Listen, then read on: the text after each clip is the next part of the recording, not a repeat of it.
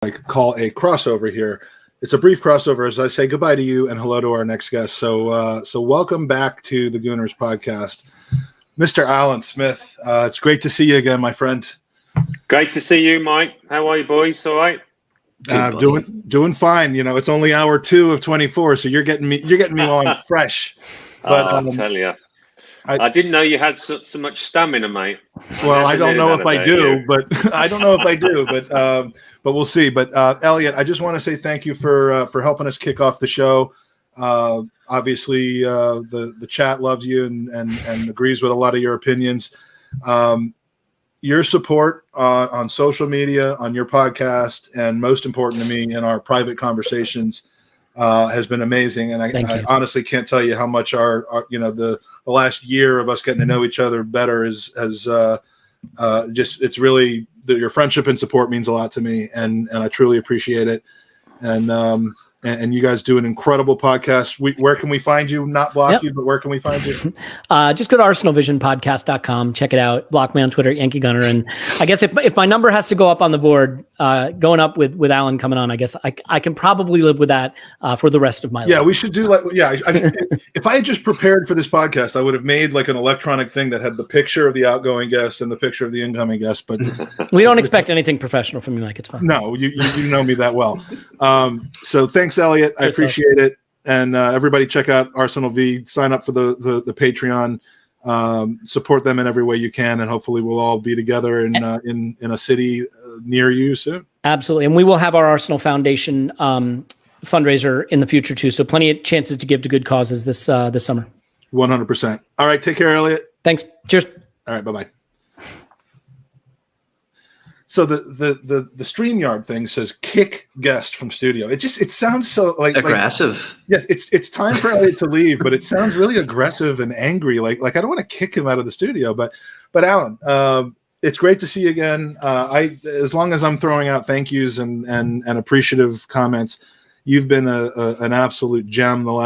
Just really the last 3 or 4 years, between your support of the charity, being able to meet you and kind of show you off to my 50 friends on the pitch before the Arsenal Leicester game a few years ago. Yeah, when you're coming over again, mate. I'm sure. I've tentatively earmarked the second half of October, but there's so many different things. My passport is still in renewal stage because I lost it in Florence a couple years ago, and I had to get a replacement. That expired, so there's a bunch of stuff going on. But my hope is to get back this fall, maybe as soon as October. So I'll be good to see you. Yeah, I'll be in touch. Hopefully the stadiums will still be full and it'll be possible. Yeah. So we got some people who are happy to see you here. Anton, we have Sai Anvesh who he's all right with Lee Dixon, but FIFA hasn't been the same without you. The news broke of your non-renewal with FIFA on this podcast just about a year ago today. That's right, I did. I told you, didn't I? Yeah, I think you were asking me about, I don't know, FIFA. I was like, are you getting ready for the new season on FIFA? And you're like, well, they didn't ask me back. I'm like, what? Yeah, but as I tweeted at the time, all good things come to an end. I had a great run with Martin, and it's just nice that people enjoyed those 9 years that I did, and I certainly did. So we move on, don't we? We move on. Yeah, that's like an absolute like golden moment of my childhood, is growing up playing FIFA and you talking about scoring the goal at Anfield, because my brother is an absolute diehard Liverpool fan, and for him to be reminded of that on such regular occasions was absolutely golden. So for that, thank you. Now, that's okay. You've either just called Alan old, or you've revealed yourself to be about 17 years old. I think he's just called me old. No, all right. He's not far off. But how do I kick him out of the studio? It is, yeah. It's Owen. Apologies for the dodgy spelling. No, I hope I gave you some favourable comments whilst you were playing. I mean, and I wasn't too hard on you. Thanks very much. A lot of people say I'm too hard on them when they're playing the game. But now Lee Dixon is out, and they've replaced him with another Gooners Podcast alumni or alumnus in Stuart Robson. I mean, they're just They love the Arsenal punditry. Don't they? I know you hate that word, but See something I'm not sure whether Mike has anything for you, Alan, but something I wanted to pick your brain on, and it isn't even Arsenal related, but I think would be remiss to not talk about it while you're on Let me interject real quick though, because go ahead. I don't want to do this in the middle of it. I just want to start off every hour, if possible, by reminding people who might have just joined us. This is a fundraiser for the Gooners versus Cancer campaign, raising money for the Leukemia Lymphoma Society. If you look at the crawl at the bottom of the screen, there's the website, www.goonersvcancer.com. If you like what you're seeing, if you hate cancer, if you would have the ability to help, please go there and donate. And when you donate, you will get virtual entries into our raffle. And we're drawing great prizes all throughout this 24-hour podcast. In about 45 minutes or so, we'll be drawing a signed retro shirt signed by the one and only Alan Smith. And so you're going to want to make sure that you enter before that happens, not after that happens. So GoonersVCancer.com. And sorry, Eoin, back to you. No problem at all, buddy. No problem at all. That's what it's all about at the end of the day. No, but Alan, what I was going to ask you was, Lionel Messi has obviously been announced as a PSG player, and I think for somebody my age that Lionel Messi being at Barcelona was always just a sure thing growing up, and now with Cristiano Ronaldo not being at Real Madrid, Lionel Messi not being at Barcelona, it's a bit of a strange one. But what do you make of that move for Messi? Do you think that was maybe... I've seen a lot of people saying that it was a bit of an easy move for him, that maybe people would have liked to have seen him test himself a bit more. So what do you think of that move as a whole for Lionel Messi?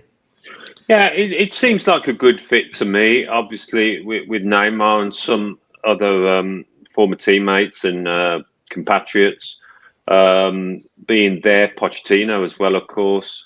It seems like a good fit. Yeah, you could argue, the French league isn't as strong as, for instance, the Premier League. But would it be a little bit late for Messi to come to England? I don't know. I'd have loved to have seen him. I'd have loved it. And obviously Manchester City probably were the only ones capable of getting that deal over the line. But with what else they've got going on with Grealish and possibly Harry Kane, perhaps it was just the wrong time. But it's great that he's still at one of the big clubs. Sad for him the way it ended at Barcelona, but he's still got some good years left in him because he's just that shape. I know he's in his mid-30s, but he perhaps might not have that burst of acceleration that he did in his mid to late 20s, but what a player. So he's still well capable of entertaining us when we watch the Champions League. That'll be it mainly. But I'm sure a lot of us be watching the French league now as well because of him, because he's box office. So when you lose the league to Lille, when you lose the league to Lille, you have to go out and basically just buy the greatest player in the history of the world. I love how Owen's talking about these experiences growing up. Like he's 12 years old. You know who was ever present with Barcelona when I was growing up? Johan Cruyff. So, yeah. The difference between you and me, but yeah, the last time you did join us, Alan, was about a year ago. In fact, it was the day before the couple of days before the season opener last year, and I don't think any of us saw an 8th place finish coming, especially fresh off of having just won the FA Cup, the Charity Shield, Community Shield, whatever it's called these days.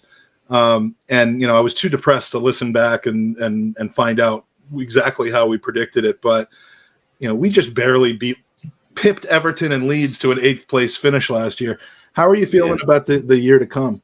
Do you think we build off of the second half success we had last year, or is it more the same? You'd hope so, Mike. It's difficult to be too confident about it, and I think perhaps Arteta and his coaches wouldn't be overflowing with optimism privately because they haven't managed to get rid of a lot of the players that they wanted to. Finances are forcing them to operate with one hand behind the back. They can't go out and pay too much for players. So it is going to be difficult. An improvement from 8th, you would hope the boys would be able to achieve that.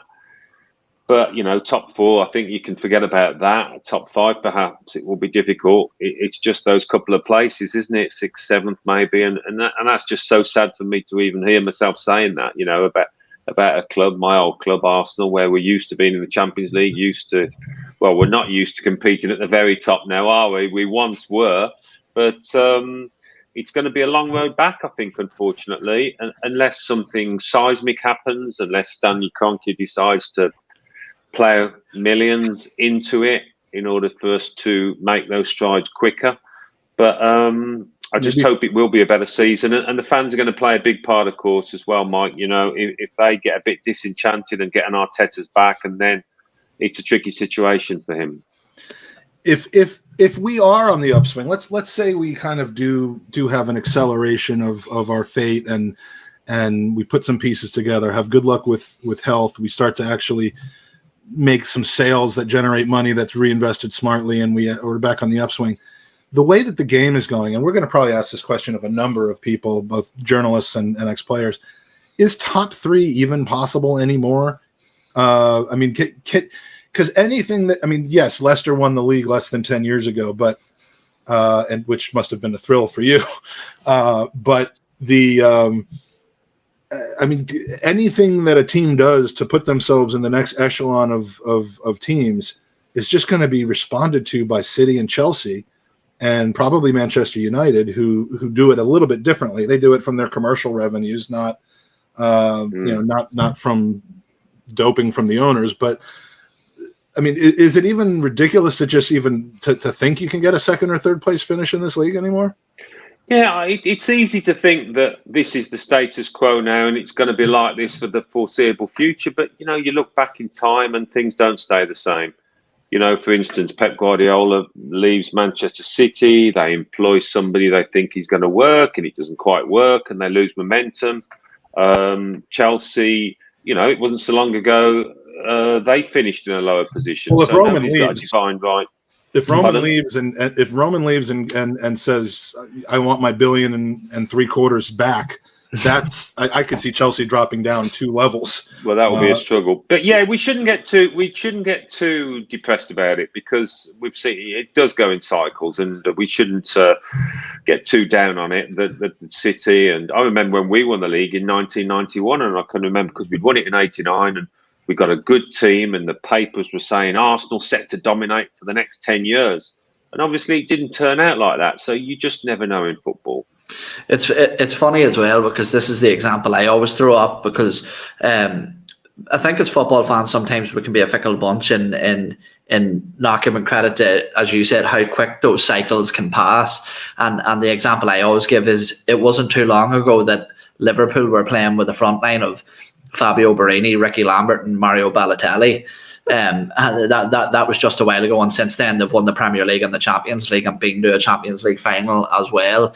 But Alan, something we covered in a lot of detail with Elliot was Pierre-Emerick Aubameyang. But as somebody who played in the striking position themselves, I was looking to get your take on something that's been really worrying me in pre-season and the majority of last season was our chance creation and our ability to score goals. Is this a systemic problem? I mean, the excuse that's often thrown out is that the strikers can only put away the chances that they're given. Now, I know there's this thing, the Strikers Union, where strikers will always defend themselves, but genuinely, what do you think the reason for our the lack of ability to create and score chances is, and how do we remedy that? Well, I'm sure they'd love to remedy it with another number 10, another creative force. You know, it's been no secret that they've been trying to get hold of one, whether it be Odegaard from Real Madrid, Maddison's been linked, of course. So that some strikers can create chances for themselves. There's no doubt about that. I was never really one of those. I did depend on service. Now, I think Lacazette's probably similar to that. Aubameyang's a big one. I mean, I don't know what was said before, but we need a big season out of him. He had obviously trouble on and off the pitch, personally as well as professionally, last season, so that didn't help. But he's still a good player, a fine finisher, probably the best at the club still, and Arsenal depending on him a great deal. But yeah, I mean, you can't put too much on the shoulders of Emile Smith-Rowe, can you? I mean, he burst onto the scene last year, but he's still a youngster. He's still learning the game. So the balance isn't right at the moment. Hopefully it will be by the end of August in terms of those creative players just behind the strikers. But again, there's plenty of questions to answer about the strikers, aren't there? About Lacazette in his last year and everything. And should we be going for another? Tammy Abraham been linked? I don't know if that's just paper talk, whether Arsenal could even afford that now at this stage or not. I would quite like to see Abraham there. I think there's a very good striker in him, as he's shown. In fits and starts. I think there's a lot of negative connotation to him being like a quote unquote Chelsea reject. I think people are just scared off of the whole Willian David Luiz situation, but I think Tammy Abraham has the profile of it's a different situation completely to those mentioned. Absolutely. And he's young, he want to prove himself, Mike. He's still got that desire, hopefully. Anyway. But that's something we don't know how that's going to pan out. But defensively, we had one of the best records, didn't we, back end of last season? So unusually for Arsenal, it is about how many goals we're going to be able to score. But even, do you want to know what? And it's the exact same thing, Alan, with the Tammy Abraham links. I think that Arsenal fans probably more than most, and again, I'm not generalising an entire fan base that I'm part of, but a certain proportion of it tend to turn their noses up at people. And somebody you mentioned there was Martin Odegaard, and I thought he was absolutely fantastic for us. Okay, statistically, his output in terms of goals and assists weren't very good, but I thought something that he gave us was a heartbeat. He was able to set a tempo which other people thrived off, the likes of Nicola Pepe, Bukayo Saka, Emile Smith-Rowe. Do you think that maybe people have got this sense of new toy syndrome where they think, we've seen Odegaard, I want something different, whereas that maybe a deal for Martin Odegaard would be potentially, not just financially, but stylistically much more viable for Arsenal to do than, say, James Maddison? Yeah, I would certainly prefer Odegaard ahead of Maddison. I mean, if Leicester are willing to let James Maddison go, that does tell you something about the player, perhaps about his character. I'm only speculating here. Obviously, he got into one or two scrapes with Leicester last season and before off the pitch. So I think back to that West Ham game when he just ran the show, didn't he? He was magnificent. And this is a young lad coming into the Premier League for the first time. So he's shown that he can do it. The situation at Real Madrid, they're like Barcelona, financially, they're in dire straits. So it's just whether perhaps Arsenal have got enough money to be able to force the hand. I don't know. What do you think? I really liked him as a player. What do you think it takes to seal an Odegaard permanent transfer? I mean, just what in terms of figures? Yeah, I mean, we were hearing 60s and now we're hearing 30s.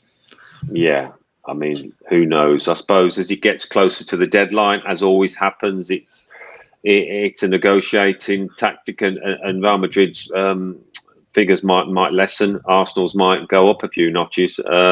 It would be good. I think it would give everyone a lift as well. I mean, you talk about some Arsenal fans. I haven't heard the scepticism, but for me, he's a quality footballer that's only going to get better. Wants to do well. He's a leader for a young lad.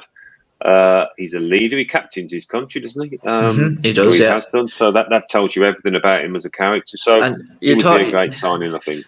You talk about chance creation as well, and just briefly, I'll say this is we talk about the ability to create chances in the final third, and his statistical output in terms of his accuracy for passes into the final third were absolutely ridiculous. There's one of our friends does tactical breakdowns of players that are linked with Arsenal, and he runs comparisons to players who have been at the club or other players that we're linked with.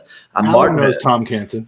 You can say his name. No, but I don't want to give him the name drop because he'll be all chuffed with himself. Well, and because he's on another podcast as we speak. Right? Exactly, he's doing. Yeah, no, I'm not mentioning his name anyway. Martin Odegaard comes out head and shoulders above some of the most creative players in the Premier League. So I think the fact that people maybe look to, I think Maddison's almost like the flashy, stylish player. That this is it's just somebody fashionable that they think will be better. Whereas the reality of it is that Martin Odegaard is very, very good player for the price that he would be valued at. I think, as you said, Alan, somewhere around that 30 to 40 million mark is what you get him, rather than the anywhere between 60 to 80 million that Maddison would be going for. So, Yeah, I mean, we've spent 50 million on Ben White, haven't we? A lot of us thought they hadn't got that kind of money. So whether the pot is empty now or not, I don't know. I mean, nobody knows, do they? Outside the football club. But if Silent Stan, could be persuaded to open his wallet up for somebody like that, I think that would give the dressing room a boost as much as anything else to have a talent like that inside. The Maddison love, a lot of it comes from the fact that we know he can play and knows how to play in the Premier League. And when you compare him to, and I'm not saying they play exactly the same way, but you compare him to an Aouar, who we don't know how he would adapt. When we see what happened with Pepe, different position, but, adjustment period for sure, you kind of get attracted. And I've certainly always been this way with center backs and fullbacks. I've looked at Nathan Ake and Connor Cody and Lewis Dunk and Ben White as being, worth the money because they know the Premier League already and they don't have to adjust. Martin Odegaard has the advantage of having spent some time. And can I ask one question there just before it goes out of my head? Okay, and I know we're going to go on to one of our guests, but somebody mentioned, I think this may have been Andrew over at the Arscast, and I think it was him that he said the fact that we were so interested in Houssam Aouar last summer for a price tag quoted of in and around £50 million, and now the fact that he's available for in and around £20 million. Alan, is that a sign of maybe bad business, of bad planning? The fact that a player that they seemingly were betting the house on last summer is now completely irrelevant in terms of what they'd like to do at this transfer window? What would Arsenal like to do? Yeah, so essentially what I'm trying to ask is that the fact that they were putting so much time and effort and supposed money into trying to get Aouar this season, and now or last season, and now he's at a cup price this season, is that a sign of maybe bad planning by the club? Possibly. I mean, they might have had a good look at him over the course of last season in France and decided maybe he's not developing as they thought he would. Things can change, can't they, over the course of a season? And they would perhaps hear things from behind the scenes of where his head is, perhaps. I don't know. It's difficult to comment. So much in transfer, so much goes on that we don't hear about, and it's easy to make blithe comments about this and that without knowing the full facts. But perhaps he's not coming on in the way that he suggested he would do. And then you move on, don't you? I just hope we are all singing off the same hymn sheet in terms of recruitment, because you mentioned Leicester and Maddison. Their recruitment has been second to none. Liverpool's has been sensational over the last few years. We need to be even clubs like Brentford, obviously with the Moneyball situation under Matthew Benham, the way they go about things, they're so well organised. We need to be in that kind of ballpark, competing at that level, that kind of intelligence level, in order to haul ourselves up that table. Absolutely. So we've got some questions. We got about another 25, 30 minutes with Alan, and we want to save some time for the big drawing at the end.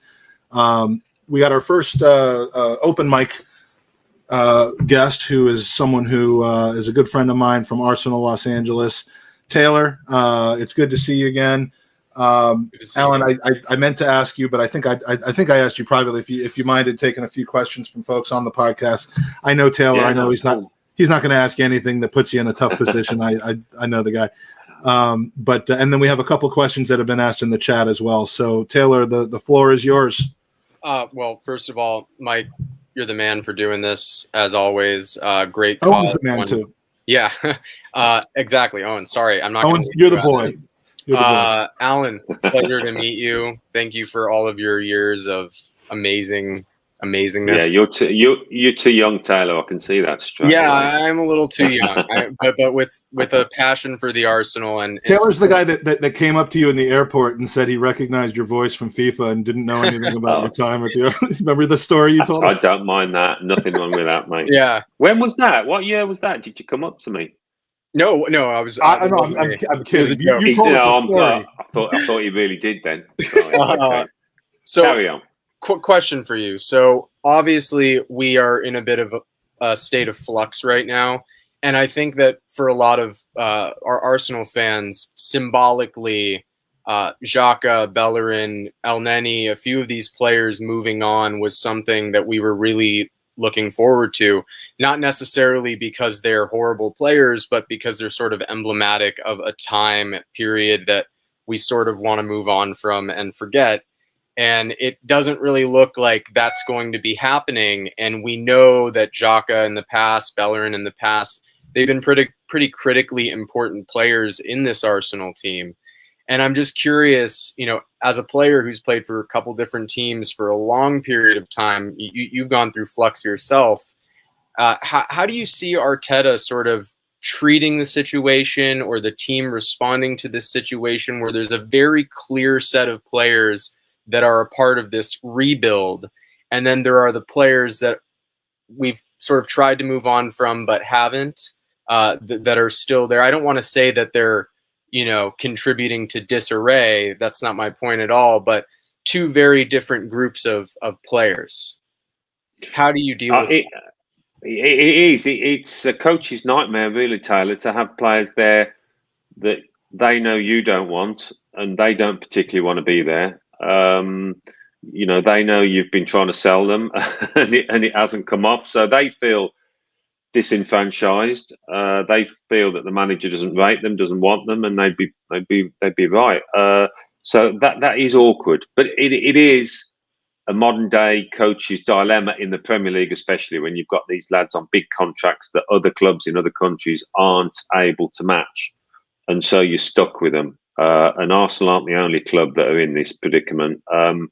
But he's got to try and use his coaching nous to get by that and keep them engaged, because there will be occasions when he needs certain players. So it's a hard one. I think I said at the start that there were players that the club wanted to get rid of and they haven't been able to. It might be, there's still time, obviously. It might be that they will be able to offload one or two and free up some money as well. But for those lads that don't want to be there and the manager doesn't want them to be there, you'd hope that their attitude is right. You know, I think in the main, we've got good lads in the dressing room. That's not always been the case. But somebody like Bellerin, for instance, I don't think he's going to go and spit his dummy out and be a problem on the training ground from Monday to Friday. You'd hope not. It's just something Arteta's got to get on with, basically. Yeah. Oh, go ahead, Mike. I was just going to ask if you had anything else, and before we go to some just questions. One quick question. You know, we've been bringing in a lot of younger players, and I've been really excited by that. I'm just curious, on a personal note, are there any one or two young players around Europe that you've really been keen on, not necessarily just to come play for Arsenal, but that have been sort of blowing you out of the water with their skill? Well, no, none that come to mind immediately. I mean, the ones, you know, that you would immediately think of have probably already been snapped up and cost big money as well. And this is why I was talking about recruitment and being clever about it and picking lads really before they've made a proper name for themselves. I mean, William Saliba was a little bit like that, wasn't he? A lot of people, everyone knew about him. Everybody knew he was talented, but he hadn't got to that point yet where it was going to be an auction and people outbidding each other. And we managed to get him. Now, what's gone on behind the scenes there, I don't know. But it's kind of that raft of talent, I think, investing in potential that might not come off, but with good coaching and a good environment, hopefully it will. That's the market we're in, you know. Do you think that that's a trend we are now starting to see more so than in the past, Alan? The fact that, and I think this window more than ever, that clubs are now starting to invest their money in players, like you said, before they hit the prime. Whereas in the past we would see players move for sort of maximum value in and around 27, 28. Whereas clubs are now realising, if we sign these players to 4-year contracts when they're 27, 28, their resale value is non-existent. So now we are starting to see players like Ben White move for £50 million, whereas in the past that would have been maybe when their transfer values were lower. It's what Leicester City has done a great job at, because I mean, we've been rumored with Soyuncu. We were rumored with, there's another Turkish player, then like Cenk Tosun, I think, who ended up going to Everton. There was Dennis Prate. I mean, and ultimately we didn't move on these guys because they weren't necessarily good gambles and risks for us, but Leicester snapped them up. And at least in some cases with Soyuncu, they're going to have the benefit of a great player who they didn't pay much for, or a player that they can turn around and flip for a massive profit. We're now in that situation, aren't we, Alan, where we kind of have to jump at those guys and lock them down? When you get players of this age, of course, and this is what Arteta desperately wants, is players with desire, players that haven't yet made it, who are desperate to prove themselves and are desperate to work hard and, take on advice from the coach, not lads that have seen and done it all, won the trophies. And that's why the Willian, transfer was such a mystery, really, to me. It seemed to go against what Arteta was after. If you can get a team of hungry players, even if the talent level isn't comparable with Manchester City's or Liverpool's, it gives you a chance, doesn't it? It gives you a chance. But it's not easy in this day and age because, lads get paid a lot of money at young ages, and certain characters will lose that edge, will lose that desire that you need. And that's what all coaches, I think, are after, that type of character that is desperate to do well still. Mm-hmm. Well, Taylor, I appreciate you coming on, buddy. Sorry that we didn't end up getting a chance to meet up this summer. The stars were not aligned in our favor. But thanks for being a huge supporter and a friend, and we're going to bring somebody else on right now. But take care, buddy. Appreciate you all. Cheers, all the best. Take care. Next is a man who I have never seen this dressed up before. He's looking smooth. I've seen him dressed up in costumes, but not this one. Stan the man. Thanks for joining us. It's the midday where you are, and you're on with Alan Smith. Look, if my mum knew that I was coming on to speak to the legendary Alan Smith and I didn't make a little bit of an effort, she would never forgive me. And to be fair, I am cheating, Alan. I've got my tracksuit bottoms on and my trainers underneath. Oh, look at that! The magic's gone now. The magic's gone. And weren't you just seen on a professional Zoom call with? There's a commercial over here in the States where a guy comes out to his back patio thinking that they're having a Zoom call, but their friends are actually there, and he's in what you call pants. We've just moved into a new house, and I'm still getting orientated. I just came out of the shower. And my missus's office, where the door is just facing out. And I looked around and I could just see this woman looking at me in my pants. So when that Zoom call is finished, I think I'm going to get dragged over the coals by the missus. But thanks for bringing me on. And also as well, a really great cause. I know that you do these annually. So I hope everybody that's tuning in is digging in deep for this brilliant cause. I don't want to take up too much time, but I do have a couple of questions for Alan. First of all, can I say, Alan, thank you so much for 1994 in Copenhagen. That's my pleasure. A night that I will never forget. A night I will never forget. But the questions I'd like to ask you, for someone like myself who's looking to perhaps break into voiceover work, I wanted to ask you a little bit about your experiences when you do the FIFA games. And I'm sure you've probably been asked these questions many times before. I just haven't been fortunate enough to hear the answers.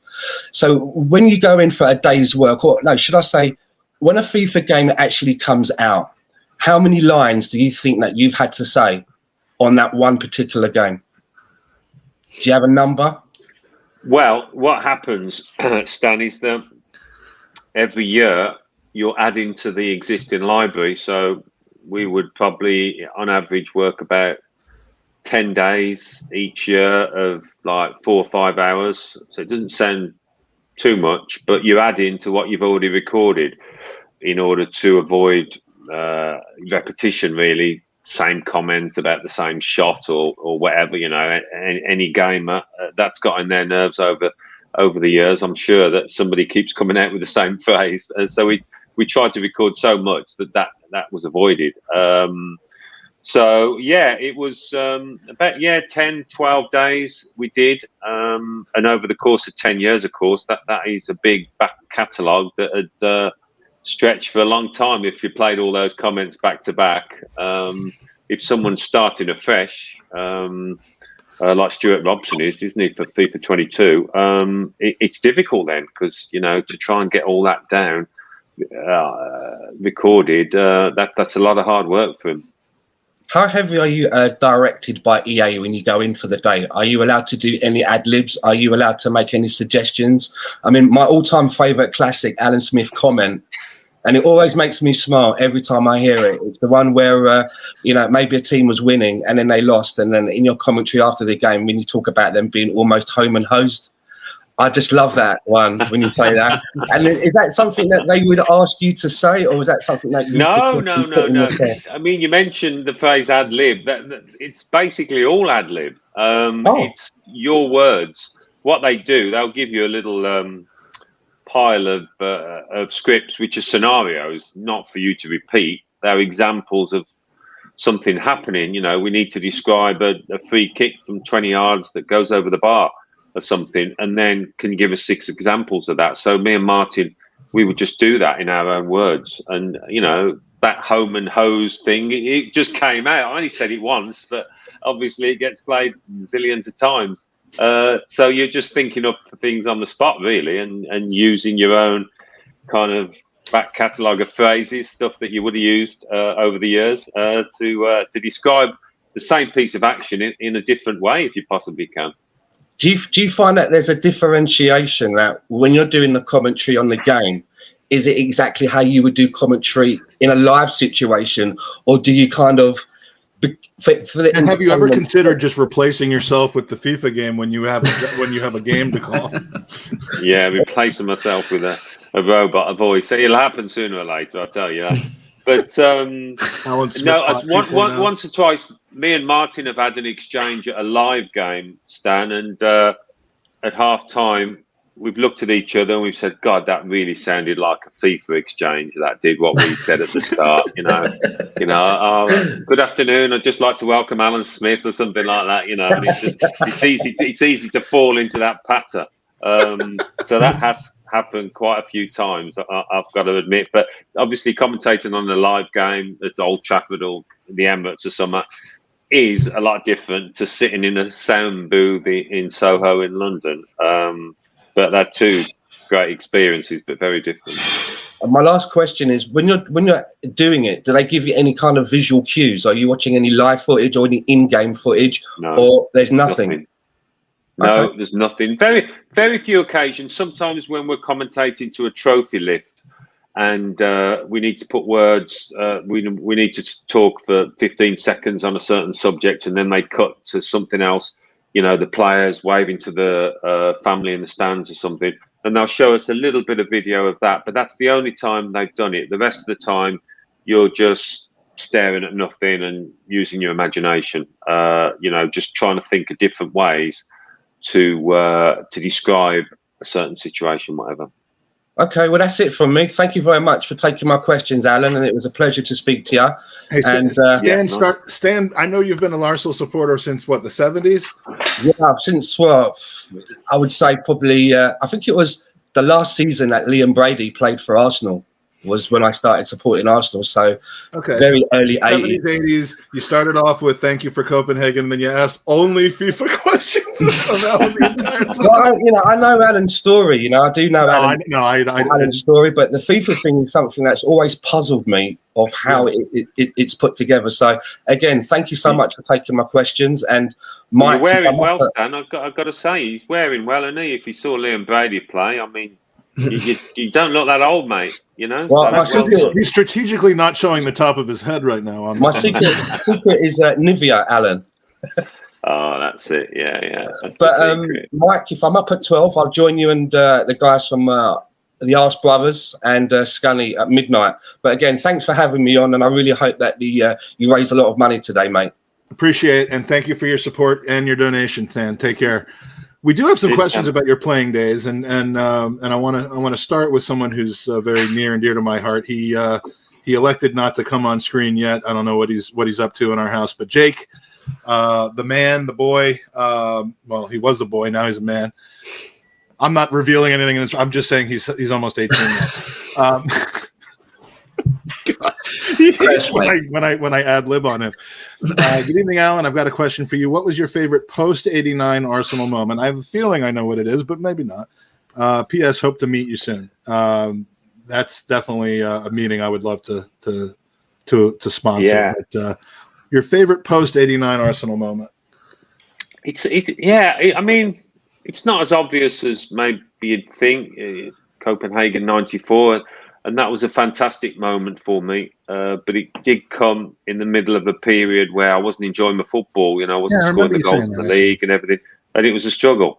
So that was a brilliant night in isolation. But as a footballer, as a striker, you want to be scoring goals regularly. So, following '89, no team and no player want to be a one-season wonder. And was he just a fluke? You won the league in the last seconds against Liverpool. You can't do it again. So, winning the league again in '91 was a source of great satisfaction for us, and to do it with only losing one game, even more so. We all look back to that Chelsea match when things went against us and we ended up losing. But and to win the Golden Boot for the second time season as well. Without Tony, at a Majesty's pleasure he was at the time. So we had to get on with that. But to win the league again and to win another Golden Boot on a personal level was brilliant. So I'd say that ahead of Copenhagen. I really would. As brilliant as that night was, and the fact Arsenal have only won 2 European trophies in the entire history, and that was the last of them. So that's a source of great pride. But the Fairs Cup? Was it the Fairs Cup?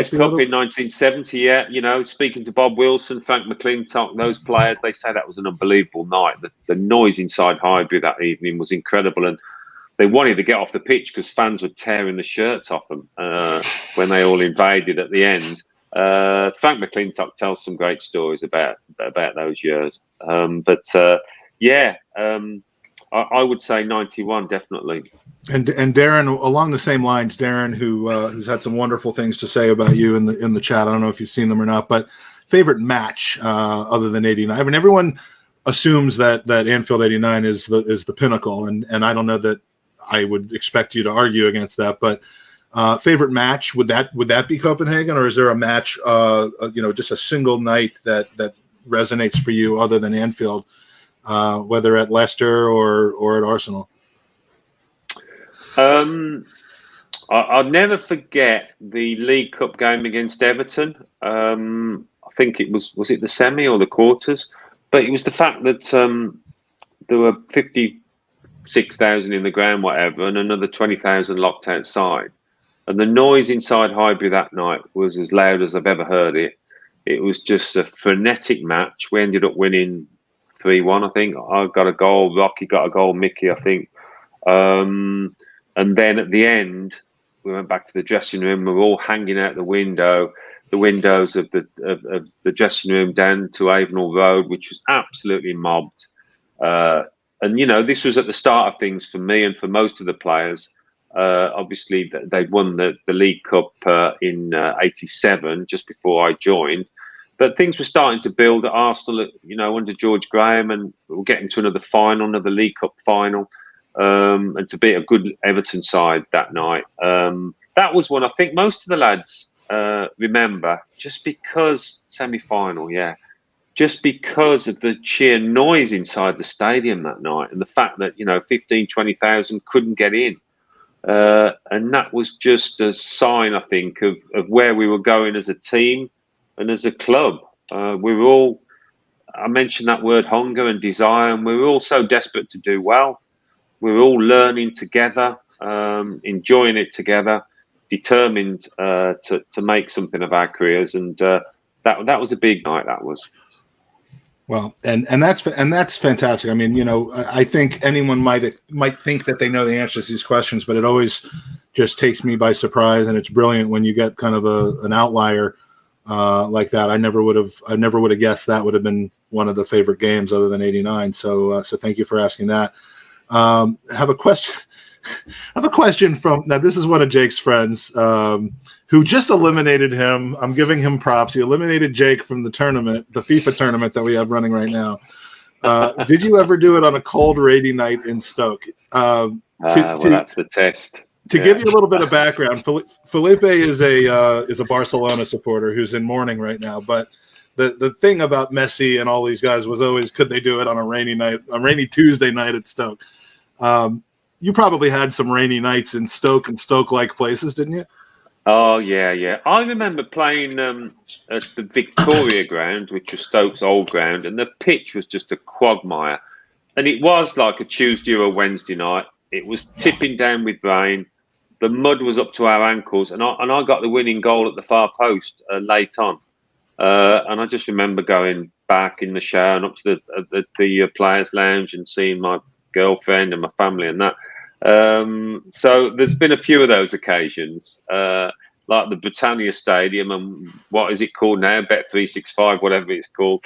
The pitch there is good, but the old Victoria ground, it was just a mud patch. And if you could do it there on a wet Wednesday night, you could do it anywhere. Absolutely. So the answer, Felipe, is yes. He was able to do it on a rainy night, cold night, warm night, dry night, snowy night. Doesn't matter what it was. Alan Smith could definitely do it. Another question from Darren. The chat's coming in very, very strong right now with the questions, and I will always ask this question because of, and if you remember from previous discussions, my affinity for David Rocastle. And you may have alluded to this on one of our first couple podcasts. And by the way, tune in tomorrow morning. Ryan Rocastle will be on with us in what should be a pretty special hour, I think, at 9 a.m. UK time tomorrow morning.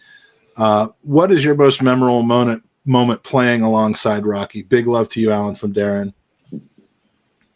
Oh, thanks for that question, Darren. He was obviously a very close friend. So, I mean, it was the times we spent off the pitch were the most special with him and his lovely family. But your wives were really good, really close as well, right? I remember he was one of the first people that kind of welcomed you in and Janet and we saw the kids being born one after the other, and we're all very close still. So it's great that Ryan's coming on. I mean, as you know, Mikey's Arsenal through and through. He lives and breathes it. He is, and we did a show last year where Ryan was on with us for the first time. He's been on with us many times since, but where you popped in and surprised him, and the look on his face. Yeah. He looked, Uncle Alan came in, and it was really heartwarming to see that. But yeah, I would probably go back to Anfield '89 as the favourite match because I'll never forget Rocky's expression when he won that free kick for my goal when Nigel swung it in, those gleaming teeth under the floodlights, that determination, the clenched fist. He was such a competitor, Rocky, and he was desperate, like all of us, to win that night. And he was a young man, but he was another leader in the dressing room. And I'll never forget that image of him that night and the work he got through and his face at the end. He had the most wonderful of smiles. So that would be it for me. But so many memories of the lad on and off the pitch. Yeah, for me to have been able to see him play, here's just the iconic picture of him. For me to have been able to see him play as a guy who really had no business being in Highbury or being involved in the Arsenal, given my upbringing, it's just a treat that I'll never forget. And my love for him as a player has grown so much in the time since I saw him playing, than before that. One more question, and then we're going to go to the kind of the prize draw, which I thought we'd take as early as it is in our 24 hours. I encourage people to donate early so that they can make sure to get in all of these. But I've got one personal quick question that I want to throw in before you go on to the last question, Mike. Okay. Yep. And this is Alan. This is an ultimate question. It is, yeah. It has nothing to do with football whatsoever. It's just curious. As you can see, I'm obviously quite a Q Sports fan, and I'm sure your good friend Gary Lineker seems to be crafty enough for the snooker cue in his hand. Have you ever played against Gary? And do you think that if he never made it as a professional footballer, do you think snooker could have been a second calling? Well, I remember he loved it when we were together at Leicester. Willie Thorne was his big mate, the snooker player, and he used to go to Willie's halls in Leicester after training. Some of us would go off to play golf. He would be straight off there to pick up the cue, and so he did. He loved it. I mean, he played a cricketer as well, Gary. He played Mark Lawrence, I think, and he looked like, I'm not even joking, he looked almost professional standard of a player, and that was back then. Yeah. So even, I'm sure now he's probably advanced more. Yeah, I mean, I don't know if he still plays. I've not asked him. I didn't used to play against him. we would have a little game of snooker at South Harts Golf Club. We used to have our pre-match meal, which is in the north of London, in Totteridge, and there's a snooker table there at the golf club. So after we'd had our meal, we'd go in there and we'd all have a little knockabout before it was time to leave and drive down to Highbury. So, down the years, I've played enough games of snooker, but I haven't taken on Gary. He'd wipe the floor with me, I'm sure. My advice is to steer clear. I remember watching snooker when I lived over there. I think Steve Davis was on his way out. Stephen Hendry was the new big thing, and that is all I remember about it. But couple real quick questions. The last one from a listener is from Zach. Alan, what's your most emotional state when commentating on a game? Have you ever raged like a fan at something or celebrated like a madman? You're too professional for that, aren't you?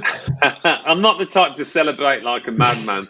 I mean, things get on your nerves, don't they? Sometimes I try to give referees the benefit of the doubt, but over the last couple of years, we've had the whole VAR thing, and sometimes you're just exasperated. I mean, I was at Fulham for that West Ham game when Mike Dean sent off Souček for just going like that and trying to just brush his man aside, and he sent him off for whacking him in the face. And you're looking at the replays, you're thinking, surely he's not going to send him off for that. Surely he understands what the player was trying to do.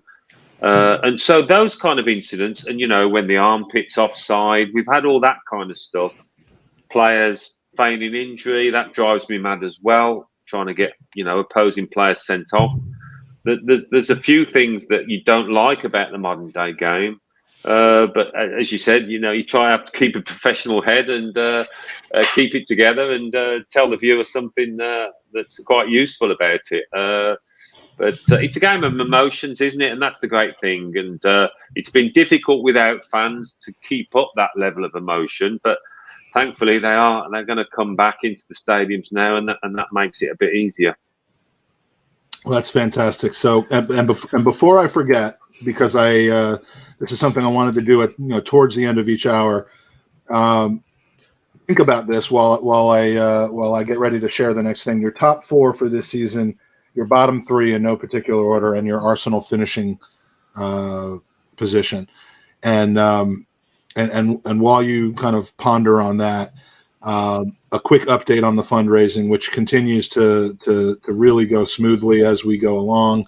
Our current total at the end or approaching the end of hour 2 is $2,860 of our $5,000 goal. We've had a few $100s come in during this hour. We just continue to get closer and closer to our goal, which is great. I truly appreciate it. Rob Ford, Vivek Malik, Mark Mertz have come in. Elliot Smith, of course, as we saw live on air. So we're really doing well. Got a few more people into the draw for the Alan Smith shirt. And are you ready to see who takes home the shirt? Am I in this? Yeah. Okay. Let me. Can I still enter? What'd you say? Can I still enter? You can enter. All right. Let's see. Sorry, there's some logistics I have to go through here, but for the Alan Smith, now this is a retro jersey. Any retro jersey that is sold in the Arsenal Direct shop, we will send it to Alan. Alan, you've been a complete sport when it comes to signing, personally dictated messages, including Ian O'Regan last year, who I actually saw down in Orlando and couldn't believe that you actually wrote something about the special night you spent together in Bombay or something like that. but just a great sense of humor. Things you get me to do, I don't know. I one of these days you're going to be like, we're done. and I really try to prevent that from happening. So, so here are the results. The winner of the Alan Smith signed retro shirt. Congratulations to. Oh, we got to be kidding me. Kishal Ashar. Look, I'm not going to fix this. I'm not going to. You know, if your name comes up, you've won. Kushal also won the first prize, which was a Ruth Beck art print. By no means the largest donation, by no means the smallest donation, but it is a completely random drawing. And Kushal, you have won yourself a Alan Smith signed shirt, and so far you are golden. So, Kushal, congratulations. We'll find out where Kushal is from and try to publicize details on that. But you are the second winner of a prize on the Gooners versus Cancer PODATHON. I don't even know what this is called. I really hope, nothing against you, Kushal, I hope that our next prize drawing is not you as well, because then I'm going to start to wonder whether something's wrong with my randomizer. But it is completely randomized. Quick question while we still have you, and if anyone's joined in the last hour, just go to goonersvcancer.com. The website is scrolling along the bottom of the screen. You can enter. There's still 16 more raffles to go, and everybody who enters the raffle during the PODATHON is also going to be entered in the main raffle prize, where you're going to have about a dozen different great Arsenal things to choose from and dedicate your tickets to. So you're not only getting entered for a chance to win today, but you're also going to be entered into a chance of winning great stuff over the next 6 weeks or so that remain in the campaign. If you want to come on, it's too late for Alan, but if you want to come on with any of our next guests, you can come on GoonerOpenMic.com. The last thing I wanted to leave you with, Alan, is maybe the second to last thing. We talked a year ago about the comedy series that was Tottenham Hotspur All or Nothing. Now, I didn't know that a year later we were going to be staring down the barrel of an Arsenal All or Nothing. But what are your thoughts as to? I mean, we've already had an interesting few weeks that we know at some point we're going to get some behind the scenes. But is this a good move? Is it a bad move? Is it a risk? What do you?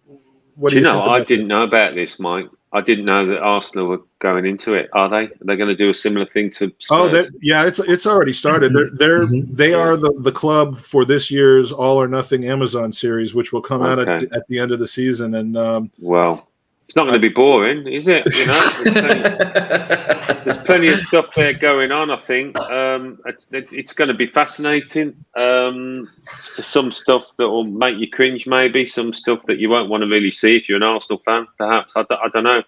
I mean, I really enjoyed the Tottenham one. You know, certain episodes in it were it was Schadenfreude. It was Schadenfreude, though. We don't want that with Arsenal. Schadenfreude. Sorry. Yeah, I mean, listen, there's obviously quite a bit of money in it for them, and it spreads the word, doesn't it, in America as well, especially. So financially, I'm sure it does make sense. Yeah, I did. Sorry, I was just the club that, in confidence, told me that there is a lot of money involved. It is largely about kind of gaining exposure in other markets, which we have fallen short of through our footballing. We're not the Manchester United that new fans from Asia and Africa and South America and US are going to fall in love with, because we're not at the top of the table right now, and they have to find a way to stunt Leicester from taking over that spot and Everton from taking over that spot and Villa, and this was one way that they did it. But this could go horribly wrong, though, I think. Surely there has to be a sense of creative control, Alan, when you look back to the Spurs documentary and the absence of the whole Mauricio Pochettino fiasco with him being sacked and stuff. There wasn't much footage of that. So surely that would sort of enlighten you to the fact that the club do have some sort of sense of editorial control. Oh, yeah, definitely. They'd come to an agreement on that. I mean, you want to give a sense of fly on the wall, and you're getting to see what really happens, but certain things a club would not want broadcast, and I'm sure that was the case with Spurs. I mean, the Man City one, you didn't really see the inner workings of a dressing room. You heard Pep having a little whisper to his coaches, but everything he said, nothing was too controversial. He realised that this was going to be broadcast. So, yeah, it's Arsenal will have a hand on the tiller, Obviously, Amazon, it's in their interest to make it interesting, but it's not something Arsenal will want to regret at the end of it, I'm sure. So, and approval.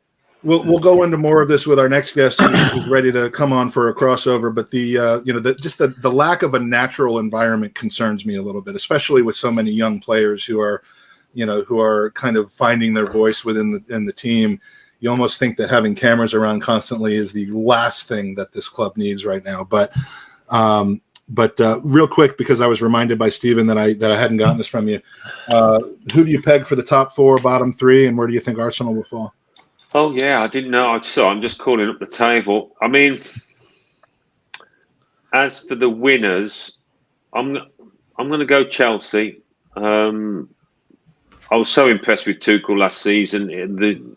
The massive improvement he made in a short space of time. He's a vastly talented coach, and with Lukaku, I think it could be the final piece in the jigsaw. So I'm going to go for them. It's always difficult to retain the title, and for Man City, as good as their players are, I think for Pep, that's always the worry. He was talking about it the other day, bringing in players in order to mix it up, keep everybody on the toes. It's not easy. They've done it with Grealish, but perhaps them fighting it out with Liverpool. And I was watching Liverpool on the couple of those pre-season games against Osasuna and Atletico Bilbao, and some of the fringe players were looking really sharp, and I just wonder whether they're going to come storming back again with fans at Anfield. So maybe they'll pick Man City, who knows? And Man United perhaps getting 4th place. All right. And so in no particular order, any surprises you think in the bottom 3? Any kind of annual Premier League teams that have been up for a while that you see going down? Big job for Patrick Vieira, I think, at Crystal Palace. A lot of players have been coming to the end of the contract. It was an aging team. For an experienced manager like Roy Hodgson, it would have been a big challenge. So for somebody like Vieira, a little surprised they went for him. So they could get dragged in if they don't get off to a good start. Watford, I think they're going to be there or thereabouts. And then, a surprise team. I'd hope Norwich stay up. They've had that year of experience, and I'm a big fan of Daniel Farke. But again, it will be close. So perhaps them in the mix again. Yeah, Norwich. And Arsenal's final resting place this season. I'm going to be optimistic. I'm going to say 6th. There you go. 6 is optimistic. All right. You're writing all this down, aren't you? You throw back at me at the end of the season. I have a chart. I'm very organized. Speaking of being organized, we even organized this podcast so that we would have the 2 Evening Standard columnists together at the same time. Look at that. There he is, the man himself. Hi, Simon Collins, hi, guys. Thank you for joining us. We're doing we've got the smoothest transition so far. We got about 21 left, so I'm not sure they're all going to go this smoothly. But yeah, Simon reminded me when I told him he'd be following you that we go from the Evening Standard to the Evening Standard. So those are the kinds of standards we set here in the evening. Alan, it's been a pleasure.